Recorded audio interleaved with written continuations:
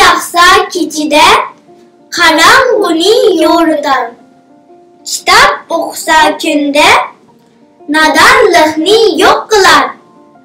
Kelinglar do'stlar, birga kitob o'qiylik. Assalomu alaykum do'stlar, yaxshi turinglarmi? Bugun men su to'g'riliq o'qib beray. Su.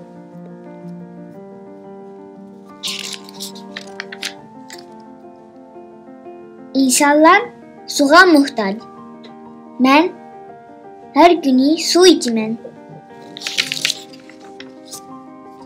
Hayvanatlarmı o'xshashla suga muhtaç.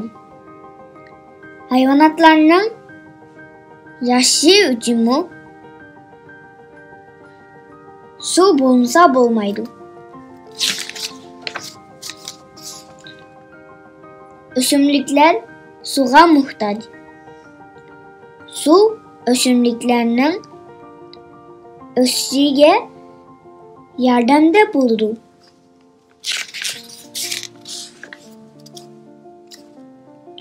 Su bizning shaxsiy tazliqimizdimi kam bo'lsa bo'lmaydi. Biz doim issiq suda yuvamiz.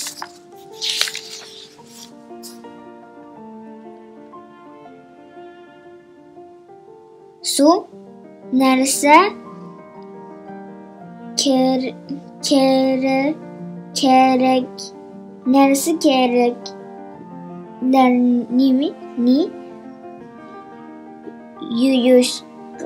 yuyishga lazım bo'ldi. Biz doim kirqatlarni ve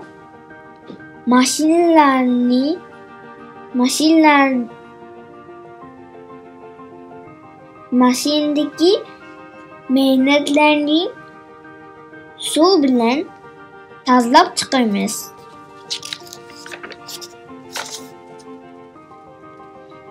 Ba'zida o'tni o'chirish uchun suv ishlatamiz. Yoz kunlari biz yana suvda shundoq ko'ngillik o'ynaymiz. Su her vaqt biz uchun bek muhim. Suni hergiz israf qilmaylik. Odoshlar, suni lash joylarga ishlatamikan.